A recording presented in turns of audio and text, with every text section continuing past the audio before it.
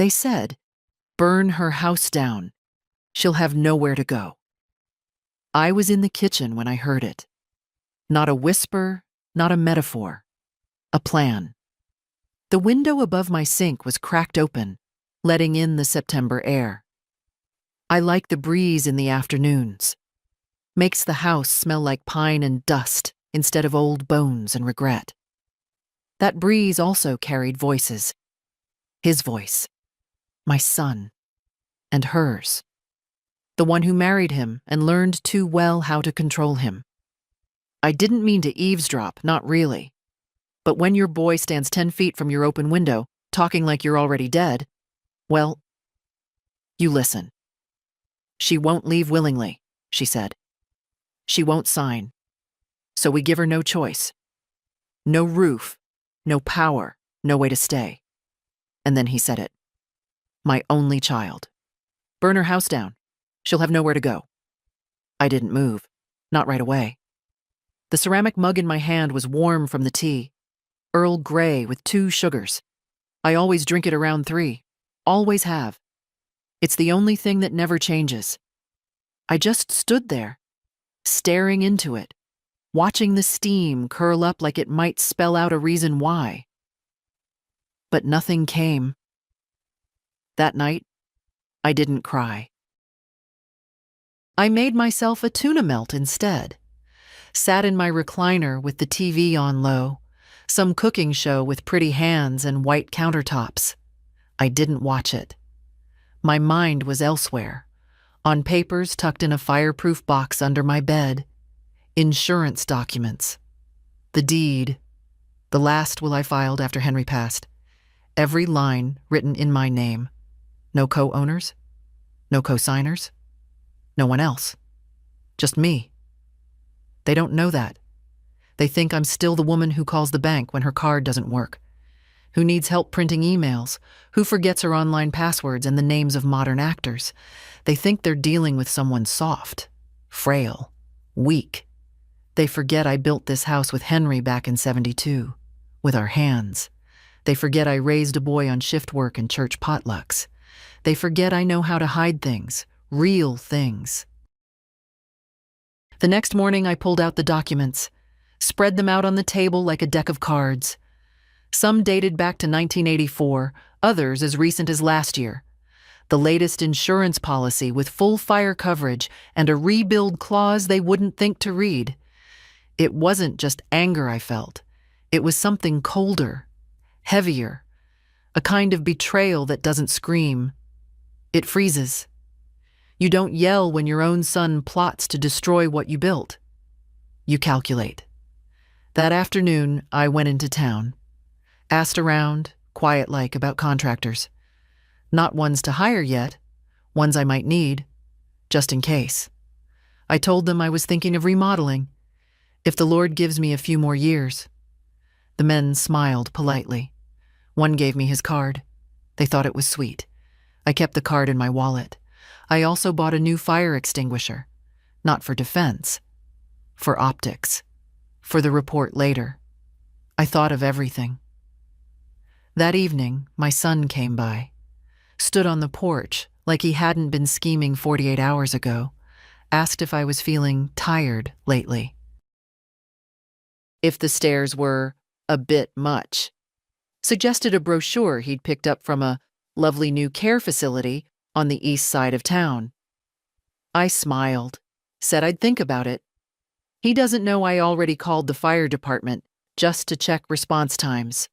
Doesn't know I've replaced the batteries in all the smoke alarms. Doesn't know I'm ready. Let them come. Let them try.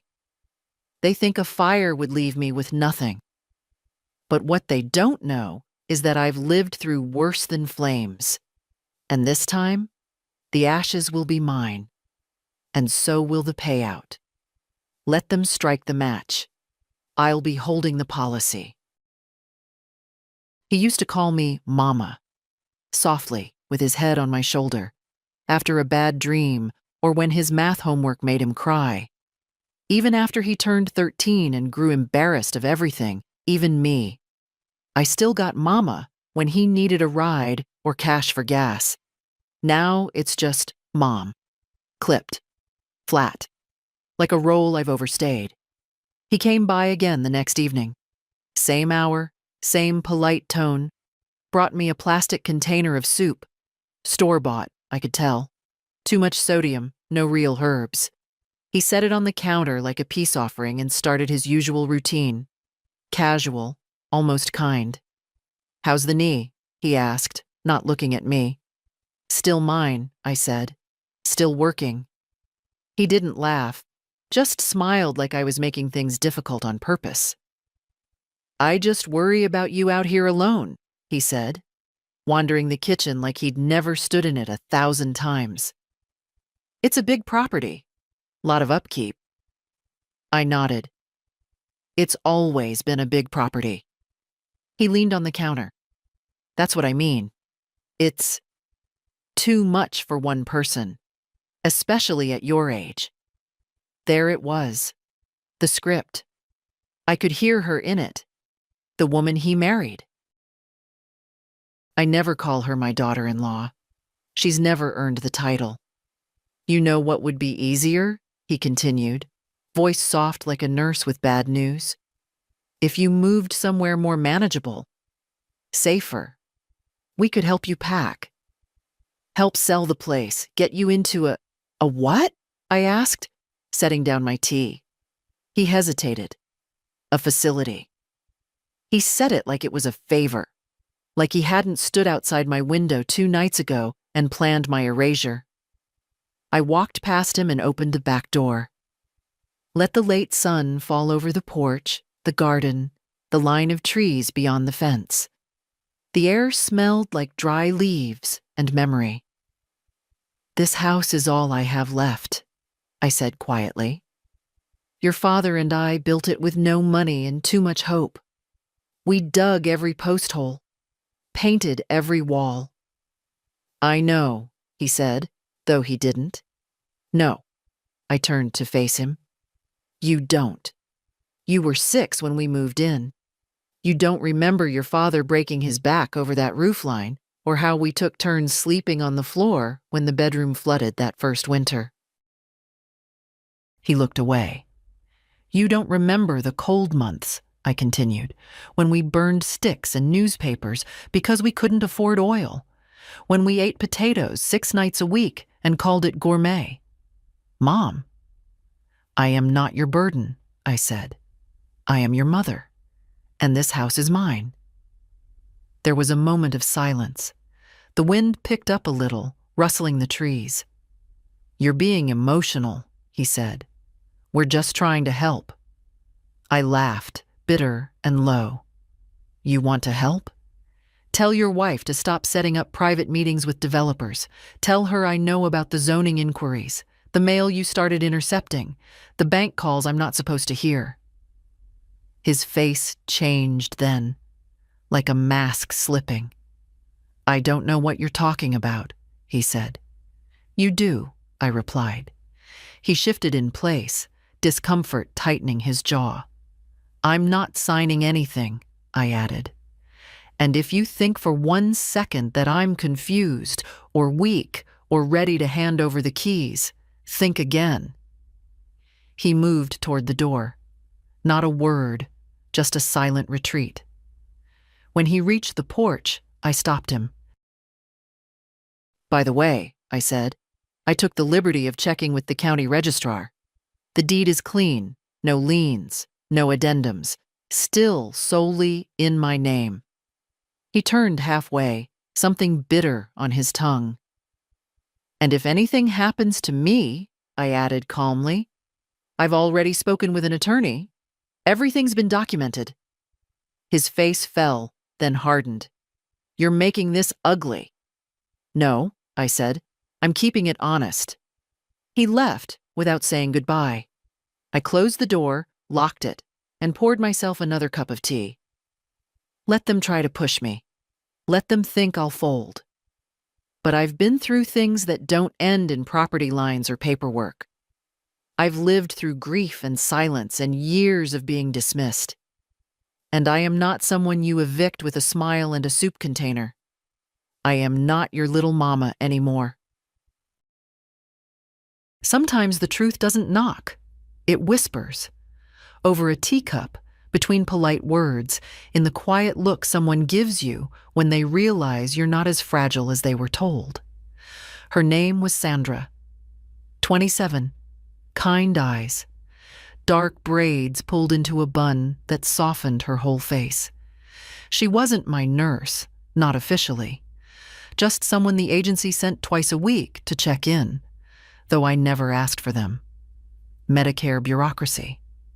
She brought groceries sometimes, or walked me through my prescription refills.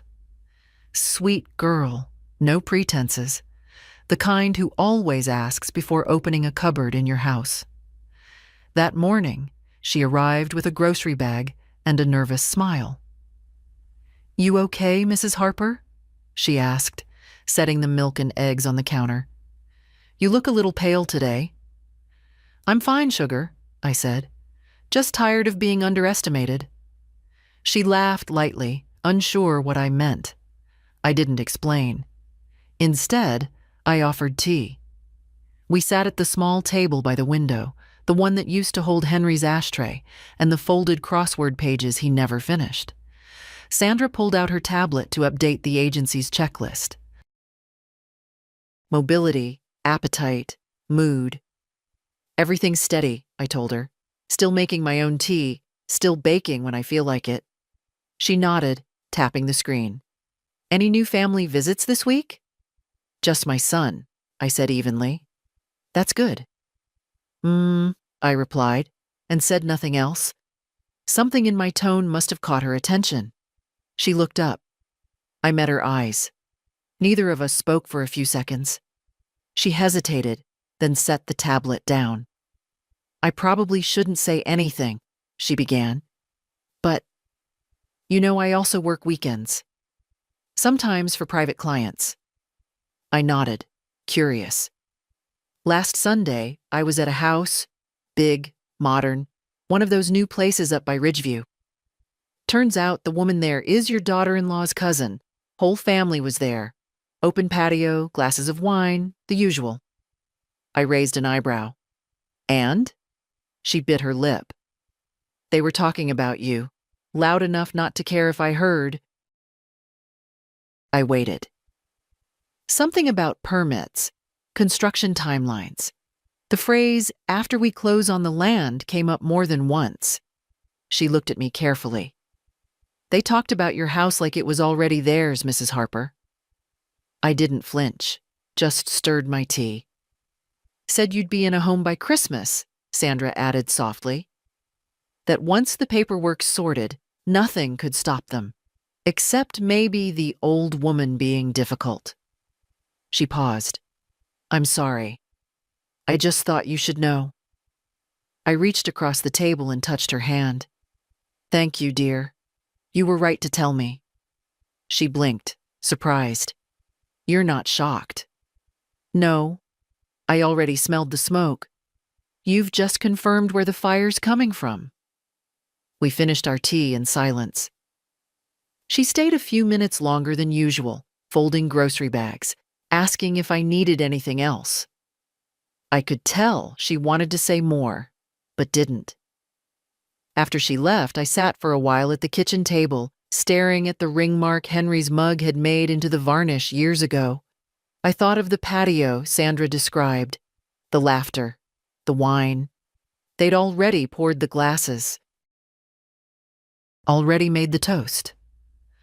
I rose slowly, walked to the hall closet, and pulled out the old wooden box marked private. Inside were things no one remembered I kept. Copies of every tax payment, the land survey from 1971, the hand-drawn plans Henry made for the garage we never built, and beneath all that, two things: the updated insurance policy with my name, only mine, and the stamped legal letter from 6 months ago. The one that said, "To whom it may concern, Mrs. Mary Jean Harper retains full ownership of the property located at 18 South Boone Street. No transfer or co-ownership rights have been granted. They thought I was still that old woman in the worn cardigan, smiling vaguely, forgetting dates. They didn't know I had everything I needed to burn down their plans without lighting a single match. And if the flames came anyway, I'd be ready. There's a photo of me in the hallway, taken the day we moved into this house. I'm 25 in it, holding a hammer and grinning at Henry through the lens. My jeans are dusty, my shoulders sunburned. You can just make out the raw wood frame of the house behind me, barely upright, the lawn still wild and full of rocks. We didn't have much, but we had land and belief. I passed that photo on the way to the bedroom that evening and stopped like I always do. Not to admire myself, those years are gone, but to remember who I was before they all forgot. Back then, I wasn't Mom or Grandma. I was Mary Jean Harper, a woman who could mix concrete with her bare hands, lay tile in the summer heat, pull weeds until her palms split. The quiet type, yes, but not because I didn't have things to say, just because I didn't need to be loud to matter. That night, I sat on the edge of my bed and opened the box again. I pulled out every document, every receipt, and laid them out like a quilt across the comforter. A slow pattern began to form. Years of careful planning, deliberate choices, every detail signed and dated.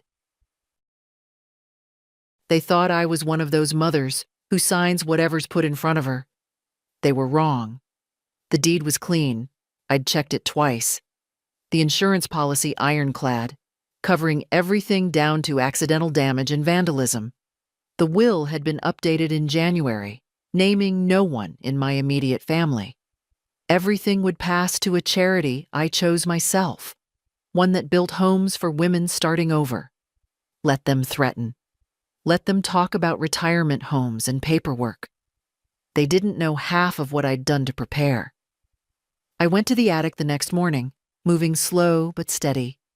The air up there is always dry and smells like cardboard and heat.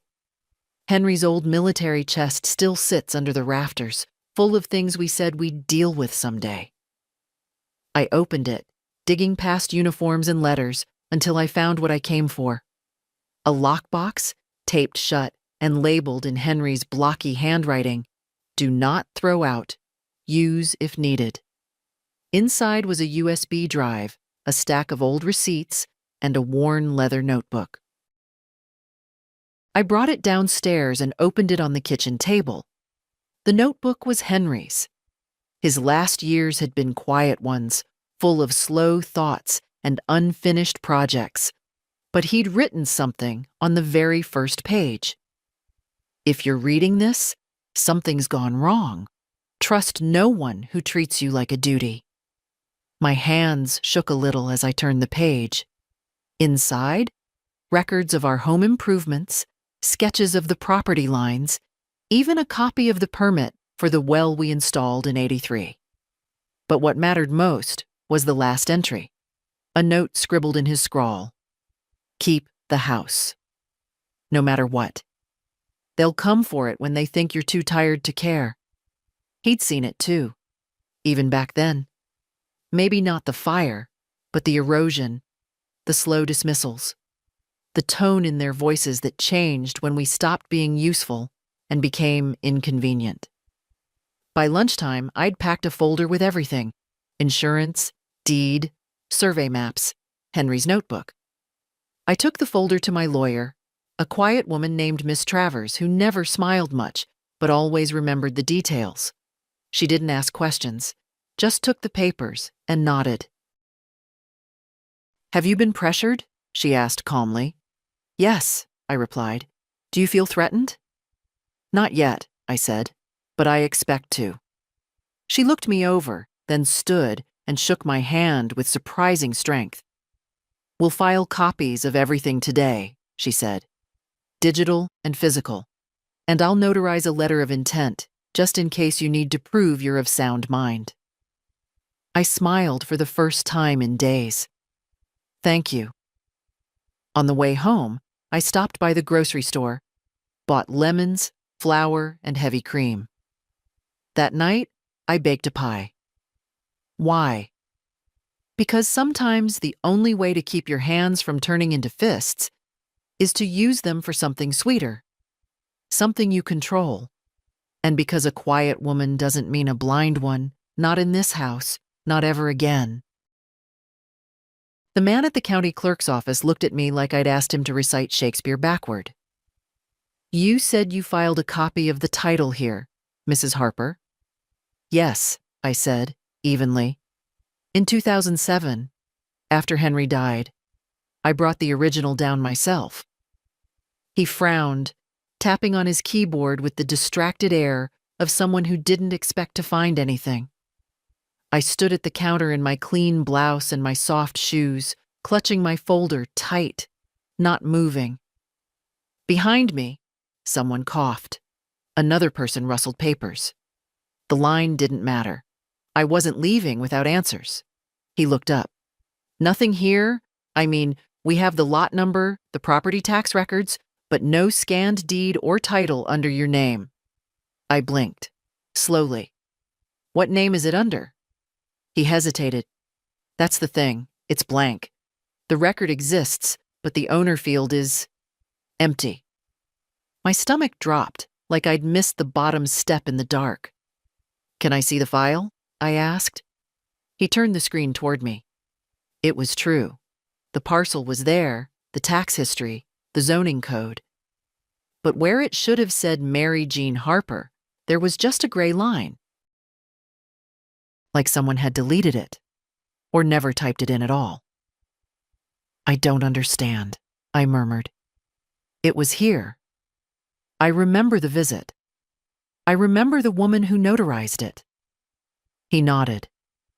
Back then, we scanned things to disk before transferring them to digital. If it didn't get converted and the disk is corrupted, then it's gone, I said sharply. Temporarily, he added. We keep physical records in storage, but the turnaround time can be long. I leaned in, lowering my voice. How long? He shrugged. 2 weeks? Maybe 3? Depends on volume. 3 weeks.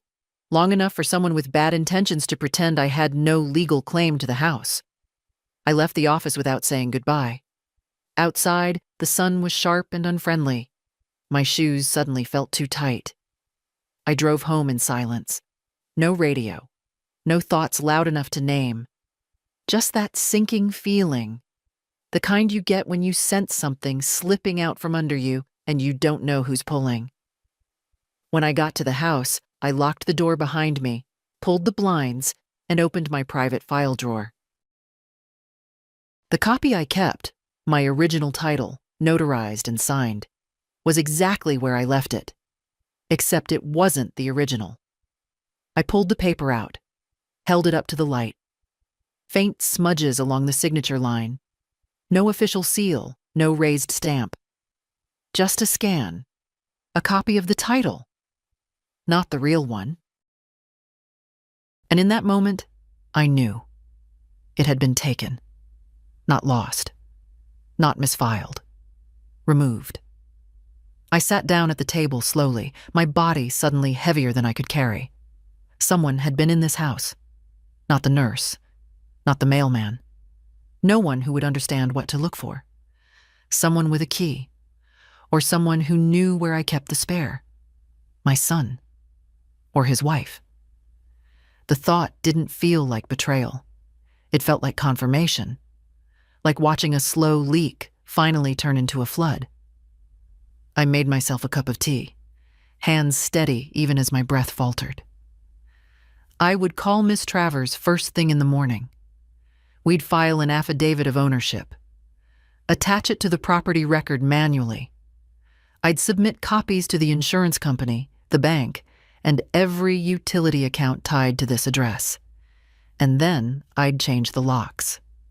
All of them. Including the one on the back porch. The one he installed for me last year when he said I should have a more modern system. I poured the tea. Sat down. This was no longer about just property. This was about erasure. Someone wanted to erase me from my own life, legally, quietly, completely. Before the flames ever touched the walls. But what they didn't count on was that I knew every brick in this house, every document, every drawer, every creak in the floorboards, and I still had the one thing they didn't: the will to fight like hell. There's a patch on the upstairs carpet where the threads are nearly bare, right at the top of the stairs, just before the guest room. I used to trip on it sometimes when Henry was still alive, usually while carrying a laundry basket or a tray of tea. He'd always joke, "This house has its own way of grabbing hold of you." He was right. Every worn edge in this place is a memory. The scuffed baseboards in the hallway from the year we bought the kids a dog. The chipped tile by the stove where I dropped a cast iron pan in 1992. The paint marks on the garage wall where I tried and failed to learn to roller skate at 50. This house holds me together.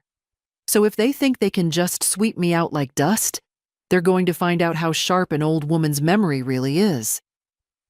That morning, I arrived at the county records office again, this time with copies of every document I owned and one very important phone number in my wallet.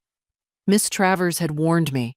They'll stall, they'll pretend to help, they'll act like your paperwork is the problem. But the law is on your side, she said. You've just got to make them see it that way. I stepped up to the same window. A different clerk now, younger, with short red hair and nails too long to type fast. "I'm here about parcel 41B, I said. "Ownership record." She blinked. "You were just here a few days ago." "Yes," I said. "And since then, I've filed an affidavit of ownership, a digital backup of the title, and this," I slid the letter across the counter, "is a legal notice of pending fraudulent claim." Her expression changed. Not scared, but alert. She read the letter, lips moving slightly. "You're accusing someone of—" "I'm not accusing," I interrupted. "I'm stating. If you check the request logs tied to my property, you'll find an inquiry filed under my son's name. He doesn't live here. He's not on the deed. He's not authorized to access or change anything." She hesitated, then typed something into her terminal. Sure enough, there it was. A flagged request for title transfer documentation, filed 2 weeks ago by someone who listed himself as acting representative. I could feel my pulse in my ears, but I stayed still. "Thank you," I said. "Now I need a certified correction filed today, and I'd like to schedule a meeting with your supervisor." The woman swallowed. "We don't normally—" "This isn't normal," I said. "This is theft." An hour later, I walked out with stamped papers in hand. A hard copy went to Miss Travers, another to the bank. The last I slipped into my safe, wrapped in Henry's old bandana, the blue one he used when we painted the nursery all those years ago. That afternoon, I called a locksmith, told him I needed every lock replaced. He came by just before sunset. Young man, smelled like cigarettes and sawdust, polite enough to take his shoes off inside. "Someone try to break in?" he asked. "No," I said, watching him work. "Someone tried to disappear me." He chuckled like it was a joke. I didn't laugh. When he left, I stood in the foyer, listening to the click of the new deadbolt. Then I walked to the kitchen, pulled the chair out, and sat down with my tea. I wasn't just preparing anymore. I was reclaiming. Let them try to gaslight me, to fake my signature, to scrub my name from the map. They'll find that what's worn is not broken. What's old is not blind, and what's quiet is not weak. They forgot who taught them how to stand up in the first place. Well, I remember. He brought her this time. Not to say hello, not to make peace. They came like salesmen do, shoulders forward, smiles just shy of sincere, carrying a tray of bakery cookies. Like that would soften what they were really here for. She wore that beige cardigan she always does when she wants to look harmless. It doesn't suit her. Too soft for a woman who sharpens her kindness like a knife. He stood beside her, silent, letting her speak first, like he always does. "Mary Jean," she said, laying the cookies on my table without asking. "We thought we'd drop by and check on you. You've been on our minds." I smiled, very small. "Have I?" Her tone shifted just a hair. "Of course. We've all been under a lot of stress lately. It's not good for your health." I poured tea, Earl Grey as usual. 1 sugar in hers, no lemon. She hates sour things. She didn't notice I hadn't taken a cup for myself. My son stood behind her, hands folded like he was in church, eyes on the floor. "So," she continued, adjusting her sleeve with unnecessary care, "we wanted to talk to you about your living situation." I said nothing. She took that as permission. "You know, the market's at a peak. Developers are paying top dollar for land out here. I heard from a friend. One of their scouts came by recently, asked about the lot, said it was prime for subdivision." My hands were folded on the table, still. Old hands, soft at the edges, but not shaking. "We just think," she went on, "that it might be time. This place is full of memories, yes, but memories don't patch roofs or shovel driveways. You deserve something easier, something warmer, a place with a little community, don't you think?" Still, I said nothing. She reached into her bag and pulled out a folder. Slim, white, official. The edges were too sharp for anything good. "Now this," she said, sliding it across the table like it was nothing, "is just a preliminary agreement. Nothing binding yet, just a placeholder. It would allow us to handle the sale for you, and in return, you'd receive a generous share, enough to live comfortably. We've already spoken with a few people." "Who's we?" I asked, my voice dry. She hesitated, then gestured toward my son. "He's been trying to find the right time to bring it up." I turned to look at him. "Have you?" His mouth opened, closed, then opened again. "Mom, we thought it would be better to come to you together, to make sure you understand all the options." I picked up the folder, flipped it open, scanned the first page. No mention of me as the property owner. Just a clause about authorized family representatives. No signature lines with my name. They hadn't come to offer. They'd come to claim. I set the folder down, calmly. "Tell me," I said, "was the house going to burn before the signatures or after?" Her face went pale, fast. His did too. "Excuse me?" she asked, voice suddenly thin. "I heard you," I said. "Outside my kitchen window, the night you thought I'd gone to bed early. Burn her house down. She'll have nowhere to go." He stepped forward. "Mom, that was—" "I'm not finished," I said, my voice quiet but hard enough to stop him. "I've recorded every meeting since, filed a letter of ownership, changed the locks, informed the police, and now you sit here, feeding me threats in a porcelain cup, and think I'll mistake it for concern." She stood, face twisting. "You're being unreasonable." "No," I replied, "I'm being precise." "You're ruining everything," she snapped. "This could have been simple, dignified." "No," I said again. "It would have been theft." Disguised in pleasantries. They stood there, stunned.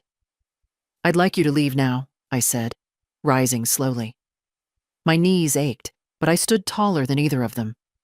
My son looked at me, truly looked, and for a moment I saw it. The shame, the fear, the flicker of the boy he used to be. But he turned, walked out without another word. She followed, spine stiff with fury. When the door closed behind them, I locked it, then turned the sign on the side window that said, "Do not disturb." It used to be Henry's joke, something he'd hang up when he napped on Sundays. Now, it meant something else. This wasn't over, but they'd made their move, and I'd made mine. That night, I didn't sleep. Not from fear. I've had enough of that in my life.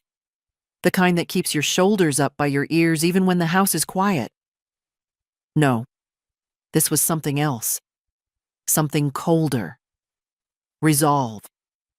I sat by the kitchen window until almost 2 a.m., watching the wind pick up through the trees. The old storm door at the back creaked on its hinge, then slammed shut in a gust loud enough to make me flinch. That door was Henry's pride. Steel frame, triple latch, custom handle he carved himself from oak. It's held up through 30 winters and 3 hurricanes. Funny how the world wants to tear down what's built to last.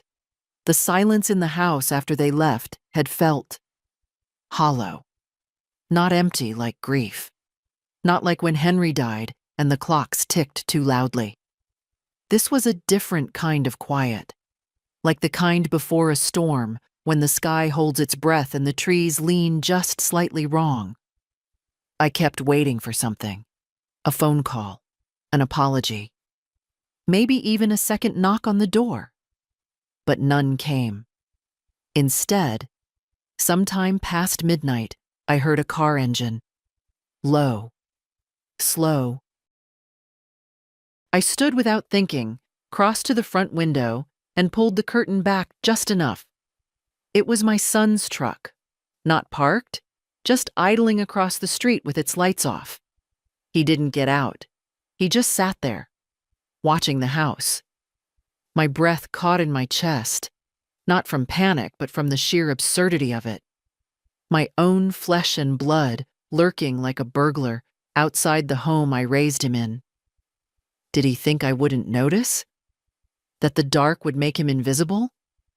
Or was he just checking, making sure the lights were off? That I was asleep? Vulnerable? I flipped the porch light on, bright as a bullet, direct as a warning. The truck drove off within seconds. I didn't sleep after that. In the morning, I made 2 phone calls. The first to the sheriff's office. A quiet word with a deputy I've known since he was a boy. I told him about the threats, about the forged documents, about the strange behavior. He asked if I wanted to file a report. Not yet, I said, but I want it noted, logged, in case something happens. He agreed. The second call was to a friend of Henry's, a man named Walt, who installs cameras for a living now, mostly barns and workshops out in the county. He didn't ask questions, just said, "I can be there before lunch." By noon, I had eyes on every corner of the house, hidden ones, motion sensitive, connected to my phone. Let them come now. Let them try. By evening, the wind had picked up again, that same stormy hush in the air. I double-checked the new locks, closed every blind, and left the kitchen light on. And then I waited. Not because I was scared, because I knew the playbook. First comes pressure, then comes fear, then comes silence. And finally, when they think you're alone, tired, and too proud to ask for help, they move in. But I wasn't alone. I had my memories, my documentation, my cameras, my lawyer, my strength. And one more thing.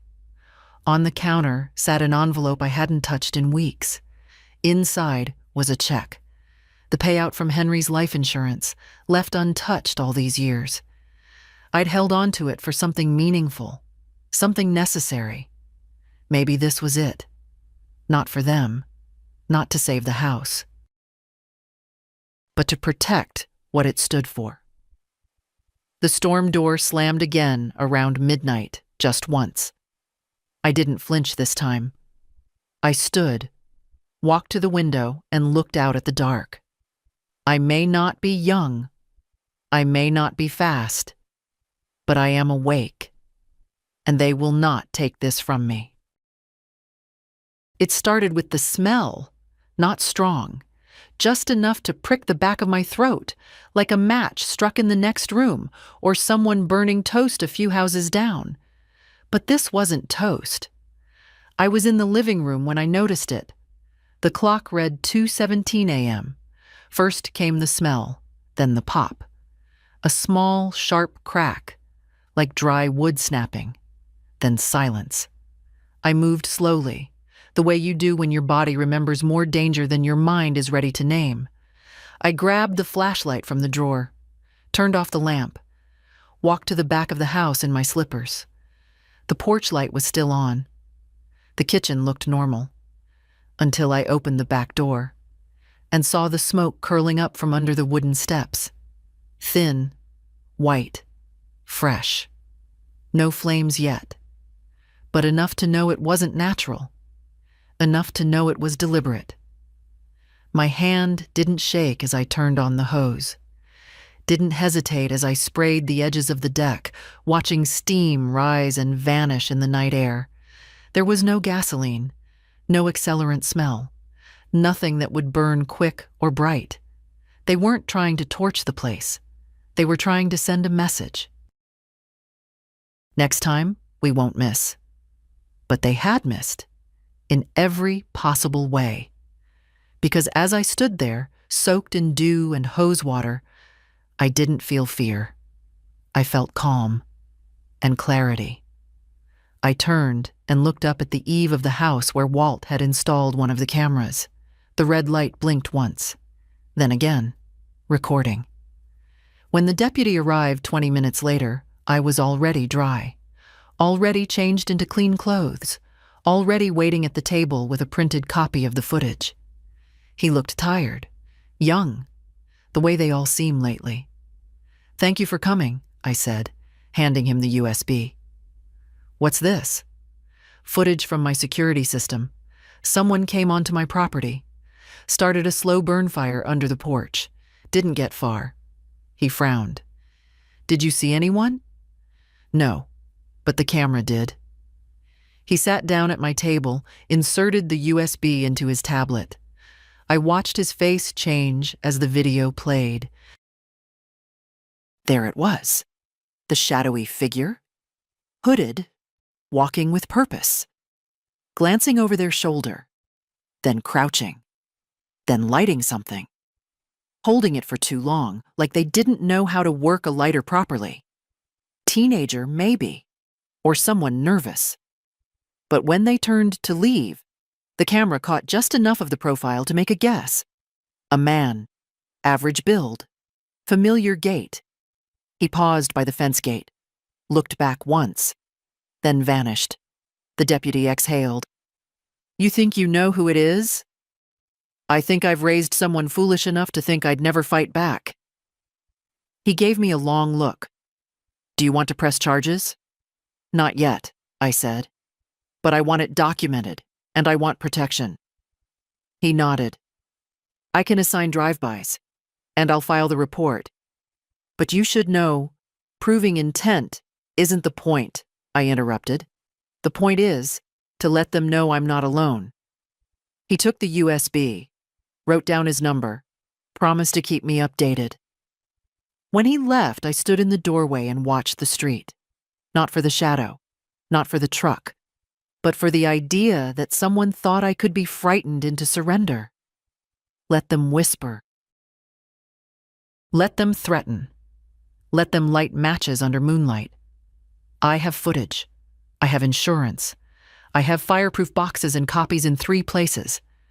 And more than that, I have nothing left to lose. That makes a woman like me very dangerous. The smoke didn't enter the house. Not one wall was scorched, But something in me, something old and patient, had finally caught fire. They wanted to make a statement? So did I. I didn't sleep the rest of the night. When the light finally came, soft and gray through the front window, I was already dressed, cardigan on, folder in hand, tea made and left untouched on the counter. I didn't need caffeine. I needed action. At 8:01 a.m., I called my insurance agent. Not the automated line, not the help desk. I called Martha Green, the woman who's handled this property's policy for 16 years. She's seen every storm claim, every plumbing fiasco, every roof tile I've ever paid to replace. We've never met in person, but she knows the layout of my house better than some of my relatives. "Mary Jean?" she answered, her voice crisp as ever. "Everything okay?" "There was an incident," I said. "No damage, just intent." She went quiet. "Someone set a fire," I continued. "Small, under the porch. I caught it fast. Didn't even need the extinguisher. But I filed a police report, and I wanted it noted with you." She didn't ask if I was okay. Martha's not that kind of woman. She asked for the report number and timestamp. When I finished giving it to her, she paused again. "You know," she said slowly, "your policy includes a full risk rebuild clause. If the house is damaged beyond habitation, even due to arson, the payout covers structure, contents, and temporary lodging. Market value, not depreciated." "I remember," I said. "You insisted I keep that clause when I revised the coverage." "I did," she replied, "and I'm glad you listened." "So am I." There was another pause. Then, "Should I run a risk assessment on the property?" she asked. "Do it quietly," I said. "And don't update any contact information unless it's mine directly." "Understood." We hung up. I stood in my kitchen a long time, hands resting lightly on the back of a chair. It was strange. I'd always thought fire would feel like destruction, chaos, endings. But this felt like clarity. They'd made their move, and I'd made mine.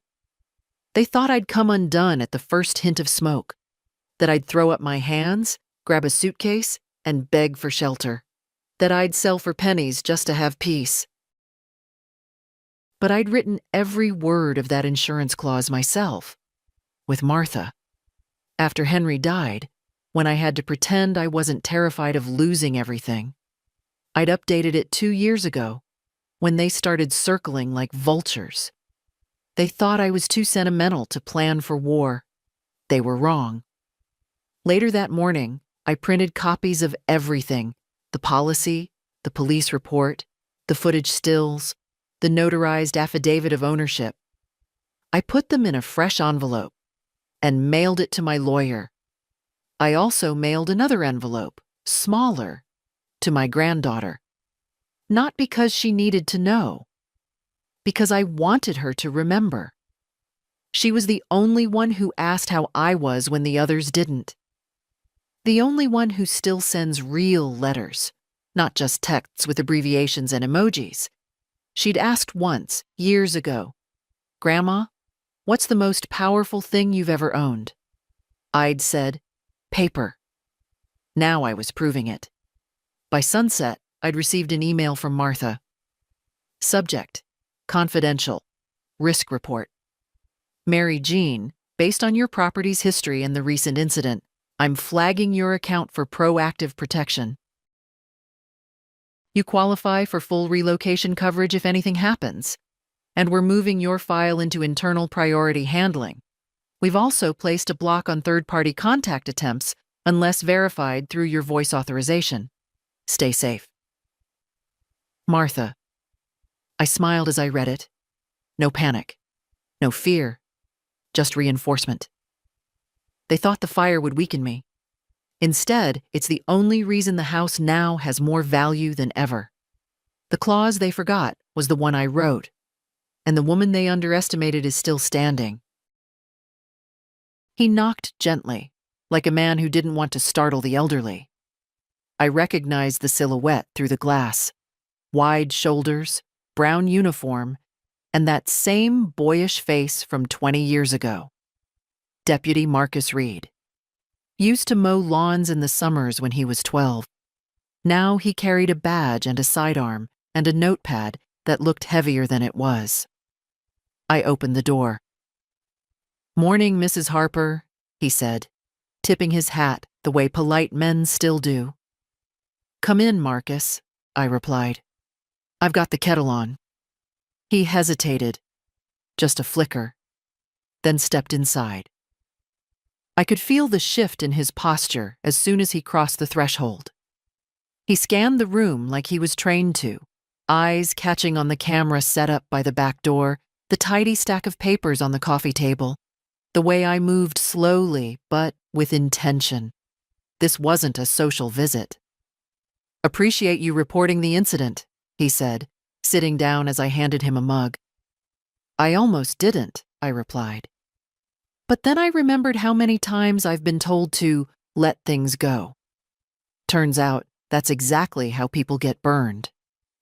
He nodded, serious now. We reviewed the footage. It's clear someone intended to ignite a fire, but it didn't spread. Minimal damage, no injuries. It's being logged as attempted arson, property endangerment. "And trespassing?" I asked. He nodded again. "That too. We're still reviewing leads. Do you have reason to believe someone specific might be involved?" I met his eyes. "Marcus," I said softly, "you were in diapers when my son played baseball in this backyard. I used to bring orange slices and Gatorade for you boys. You know this house. You know this town. And you know who has something to gain if I'm gone." He looked down at his mug, said nothing. "I won't name names," I continued. "But I will say this. I'm not crazy. I'm not forgetful. And I'm not about to lie down quietly so someone else can cash in on what my husband and I built." He looked up, face unreadable. "You want protection?" "No," I said. "I want documentation. I want you to look me in the eye and say this is going to be investigated properly, even if the fingerprints are familiar." He reached into his pocket, pulled out a small plastic bag. Inside it, a partially melted lighter, black casing, gold trim. He set it gently on the table. "You recognize this?" My throat tightened. "Yes," I said. "It's my son's. I gave it to him on his 21st birthday. Custom order. That engraving on the bottom." I reached for it. He turned the bag over. There it was, just visible beneath the soot. "To William, light your own way." I let out a long breath, equal parts grief and confirmation. "That doesn't prove anything," Marcus said carefully. "It could have been lost, borrowed, planted, but it's significant." "It's enough," I said. "For me." He hesitated. "Do you want to press charges?" "Not yet. But I want it filed." He wrote something in his notebook. The scratch of the pen sounded like thunder in the quiet room. When he stood to leave, he paused at the door. "You're not what people expect," he said quietly. I smiled. "That's the last advantage I have." He tipped his hat again and left. I locked the door, poured the rest of the tea down the sink. Then I walked into the study, opened Henry's old desk drawer, and pulled out the leather envelope I hadn't touched in years. Inside was a letter he wrote me the winter before he passed, his handwriting shaky but still strong. "Mary Jean, if you're reading this, it means something's gone wrong. I know you'll try to solve it with grace because that's who you are. But if they push back. You've always been more than they see. Love, H." I sat down, letter in hand, heart steady. They'd set fire to my porch. But I had fuel of my own, years of it, quiet, patient, waiting. And now the law knew it too. They didn't come back, not for a few days. Maybe they were waiting to see if I'd buckle, if the fire, the folder, the police visit would shake me loose, that I'd retreat into some facility and leave the land like a discarded coat. But I didn't retreat. I baked. Lemon bars this time, from scratch with real zest and not too much sugar. I placed a small plate of them on the porch rail, just under the security camera. That wasn't an accident. Nothing I did now was. By noon, I had 3 phone calls from neighbors I hadn't heard from in years. The first was Betty, who once sat beside me in the choir. She said she'd heard something and wanted to check in. The second was Mildred, a widow like me, sharp as a sewing needle and twice as fast. The third was Teresa. I hadn't spoken to her since the church fundraiser when she'd dropped a pie and blamed the Lord's will. All 3 said the same thing in different ways. "We heard you're being pressured." I didn't ask how they knew. News moves through a town like this without needing legs. Each of them offered something: support, information, a contact. But it was Teresa who said the words that mattered most. "You're not the only one it's happened to," she whispered, like we were still in pews. "They've done this before. Your son and that wife of his, not with fires, but with pressure, with tricks. Made an old man sign away his trailer park spot, said it was for estate simplification. 3 months later, they flipped the lot to a developer. My stomach didn't drop. Not this time. Now I just filed it. Another piece of a puzzle they thought no one else was putting together. By evening, 2 more women showed up with casseroles. They didn't say they were checking on me, but I noticed how their eyes darted to the porch, the locks, the cameras. Then one of them, June, a retired schoolteacher, leaned in close as I opened the door. "You need a lawyer who's not just a lawyer," she said. "You need someone who knows women like us. I've got a name." I thanked her. She scribbled it on the back of a recipe card and left with barely a goodbye. That night, I called Miss Travers and told her about the casserole brigade. "They're rallying," I said, not without surprise. "Of course they are," she replied. "You're not the only woman in this town they've tried to erase, but you might be the first to make them regret it." I liked that. The next morning, I met with the woman June recommended. Her office was just outside town, in an old farmhouse turned firm. Her name was Delia Monroe. Silver hair, straight spine, voice like gravel dipped in honey. I gave her everything: the documents, the footage, the insurance clause, the lighter with the engraving, the pattern of intimidation, the notarized affidavits, the bank notifications. She read in silence. Then she looked at me and said, "This is enough." "For court?" I asked. "For blood," she said. "But we'll start with court." Her confidence wasn't flashy. It was earned. I left with a file in my hand and a fire in my ribs. Let them think I'm old. Let them think I'm soft. What I am is done waiting. What I am is prepared. And when the court date comes, I won't come as a victim. I'll come as the woman who built this house, slept beside her husband in it for 4 decades, buried him under the pine tree in the backyard, and still wakes up every morning knowing exactly who she is. They want to reduce me to a problem? They're about to meet the solution. The smell of scorched wood stayed longer than the damage itself.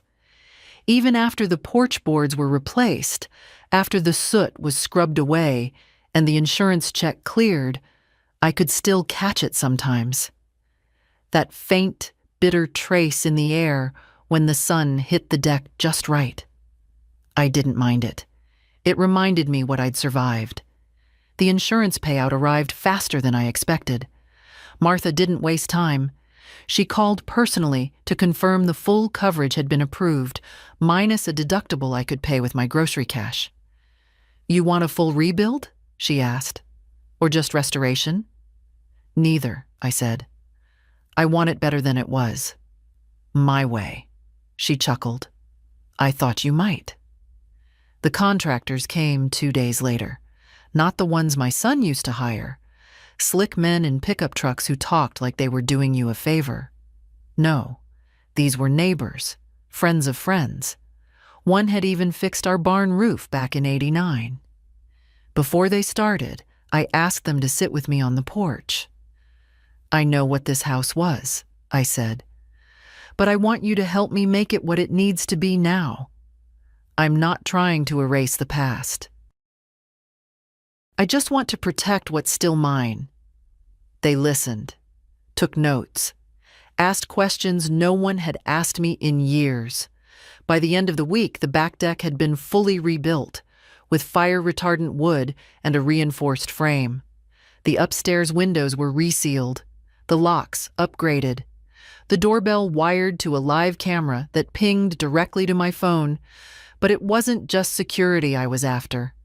I had the old sunroom converted into a writing nook, something I'd wanted for decades but never had time for. I had the walls repainted, not beige like before, but soft blue, like the sky on mornings Henry and I used to walk barefoot across the yard. They tried to scare me into leaving. Instead, they gave me the reason to stay louder. I kept working with Delia, too. She was methodical, patient, ruthless when it counted. We filed the restraining order first, quietly, just a legal wall between me and their next attempt. Then we filed the civil suit, fraud, attempted theft, and property tampering. She delivered it in person. They showed up the next day. Not with cookies this time, not with smiles. He looked tired. She looked furious. "Is this really necessary?" she asked, holding the papers like they were a dead bird. "Yes," I said, "and late, if anything." "You're suing your own son," she hissed. "No," I said calmly. "I'm defending what he thought he could steal." He didn't say a word, just stared at me like he didn't recognize the woman standing in his mother's doorway. I almost felt sorry for him. But then I remembered the truck idling across the street, the missing title, the fire. "You did this," he finally said. "You escalated everything." "No," I replied, stepping back inside. "You did, when you stopped seeing me as a person." And I shut the door. Behind it, I stood still for a moment, hand on the knob, heart steady. They had underestimated the house. They had underestimated me. Now the walls were stronger, the locks tighter, the foundation firmer than it had been in 20 years. They'd tried to destroy something solid. Instead, they forced me to reinforce it. Not just with wood and nails, but with truth, with dignity, with the kind of strength that only comes from being left for ash and choosing to rise anyway. This wasn't a renovation. It was a reclamation, and every brick said, "I am still here." The courthouse was colder than I expected. Not the air, the feeling. All that stone and glass, polished brass and beige carpet, designed to look neutral. But to me, it felt like a place where stories went to die if you didn't hold them tight. I wore my church coat, the dark navy one with the stitched cuffs, not because I wanted to dress up, but because it made me feel like a woman worth listening to. Delia walked beside me, calm as a Sunday morning.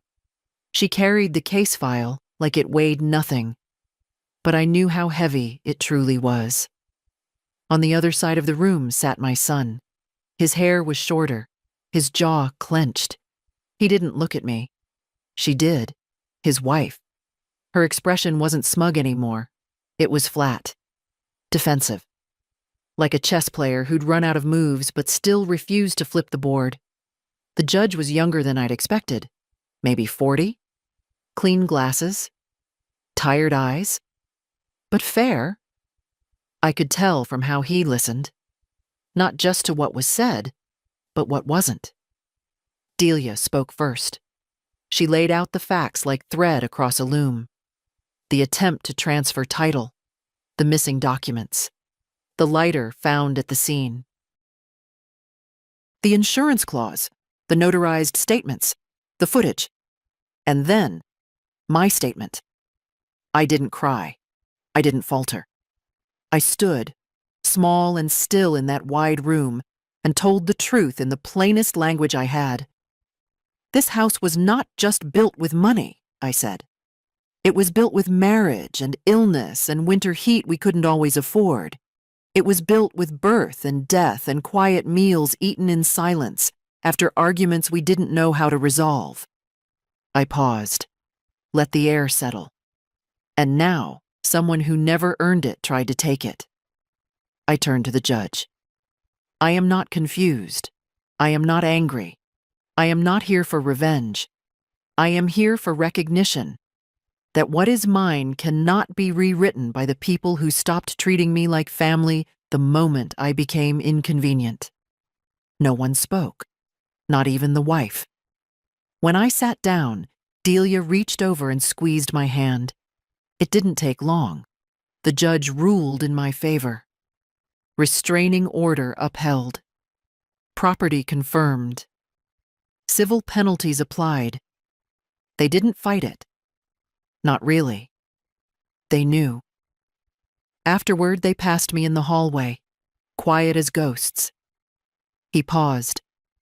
Just once. Looked at me like he wanted to say something. Maybe, sorry. Maybe, I thought you'd never fight back. But he didn't say anything, and I didn't need him to. I walked out into the afternoon light, the wind soft and cool against my face. Delia smiled. It's done, she said. No, I replied. It's just settled. We parted ways, and I drove home alone. Past the fields turning brown with fall. Past the shops where no one knew what had happened behind closed doors. Past the stretch of road where Henry once ran out of gas and called me laughing. When I pulled into the driveway, I didn't feel triumphant. I felt steady. The rebuilt porch looked the same, but I knew it wasn't. The structure had changed. The foundation had been reinforced. The quiet was different now. Not emptiness. Peace. They came for the land, for the equity, for the idea that old women are soft targets. But they left with less than they started with. And I came back stronger. I don't open all the curtains in the morning anymore, not because I'm hiding, because I choose which windows let in the light. That's different. There's one in the kitchen, just above the sink, that faces the pine tree where Henry is buried. I open that one first. Always have. Always will. He doesn't need sunlight, but I like to think he still appreciates it. The rest of the house wakes up slow now. No alarms, no voices calling "Mom" from down the hall. Just the tick of the wall clock, the hum of the fridge, the soft creak of the stairs when I move too quickly. I used to think a quiet house meant loneliness. Now I know better.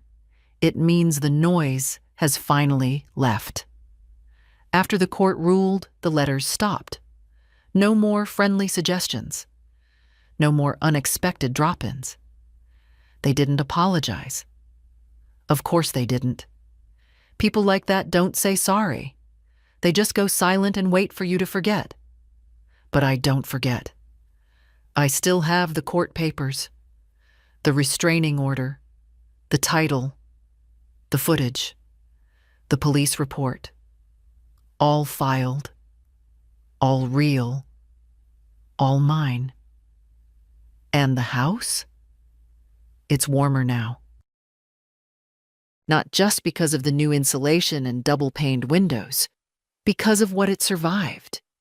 Because it knows, like I do, that it's no longer under siege. We've both earned our quiet. Last week, I had coffee with Teresa and June and two other women I barely knew before this started. We didn't talk about sons or property or fire. We talked about peach cobbler and the price of yarn and which birds are the loudest in spring. And after they left, I sat on the porch with my tea and watched the horizon stretch wide and open. I didn't feel small. I felt solid. There's power in staying, in saying, no, not today, not me. They said I'd fold. They said I'd be scared. They said, burn her house down, she'll have nowhere to go. But I stood in the flames, with the papers in my name, with the cameras running, with the law on my side, with the voice they forgot I still had. And I didn't just keep my house. I kept myself. So to anyone reading this, anyone who's been called too much or too old or too emotional, I'll say this plain. They'll come for what you built. They'll tell you it's time to let go. They'll act like your story ended when your usefulness did. Don't believe them. Stand in the fire if you have to. Just make sure your name is on the deed. And when you've found your footing again, tell someone. Tell a friend. Tell your daughter. Tell another woman who's been made small. Because this isn't just my story. It's ours. If this story moved you, share it. Leave a comment. Send it to someone who needs to hear that it's not too late to stand up. They tried to burn her down. She stood in the flames, and she won.